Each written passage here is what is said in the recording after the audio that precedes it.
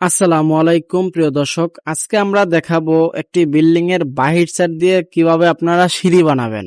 RCC rod দিয়ে কিভাবে আপনারা সিঁড়ি বানাবেন, সিঁড়িতে কয়টা ধাপ দিবেন, কত ফিট জায়গা লাগবে, কি কি নিয়মে আপনারা সিঁড়িটা দিবেন, সম্পূর্ণ আজকের এই ভিডিওতে বলে দেব।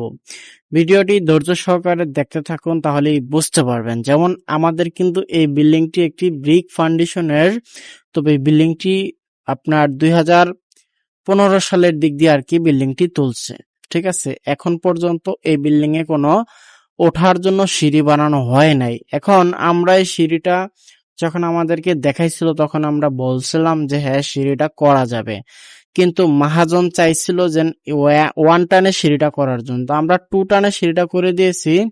যেমনটা দেখতে পাচ্ছেন 2 টানের সিঁড়িও কিন্তু দেখতে অনেক সুন্দর হয়। আমরা এই কারণে কিন্তু 2 টানের সিঁড়িটা করে দিয়েছি। যেমন 2 টানের সিঁড়ি করলে আপনার সুবিধা কি, আর 1 টানের সিঁড়িটা করলে সুবিধা কি। যেমন 2 টানে যদি আপনি সিঁড়িটা করেন তাহলে কিন্তু সিঁড়িতে লোড কম পড়বে, আর 1 টানে যদি সিঁড়িটা করতে যান তাহলে কিন্তু জায়গাও লম্বা বেশি লাগবে এবং সিঁড়িতেও কিন্তু লোড হয়ে যাবে, কারণ ওইটা আপনার বেশি স্পেস হয়ে যাবে, মাঝখানে পিলার লাগবে, ভীম লাগবে। আর আমরা এখন প্রথম সিঁড়ির রোগ কিন্তু প্রথম ল্যান্ডিং এ তুলছি 7 ধাপে। যেমন আপনার 7 ধাপে হলো 70 ইঞ্চি আর সামনে হইলো 3 ফিট, ঠিক আছে। আর ওখান থেকে আমাদের প্রায় ছাদে ওঠার জন্য আমাদের আরো 14টা ধাপ লাগছে। 14 আর হলো 7, 21টা ধাপ দিয়ে আমরা এই সিঁড়িটা কিন্তু ছাদের সাথে অ্যাটাচ করে দিয়েছি। তো প্রিয় দর্শক, অনেকেই কিন্তু বলে যে সিঁড়ির কাজ আসলেই অনেক সেন্সিটিভ কাজ।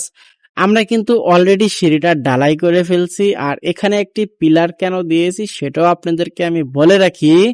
এই পিলারটা দেওয়া হয়েছে হলো যেহেতু সিঁড়িটা করা হয়েছে, সিঁড়ির এখন একটি রুম তো অবশ্যই লাগবে, তা না হলে কিন্তু এই সিঁড়িটা বৃষ্টির পানিতে ভিজে শ্যাওলা ধরে যাবে, তখন সিঁড়ি দিয়ে উঠতে গেলে পিছল খায় পড়া যাইব।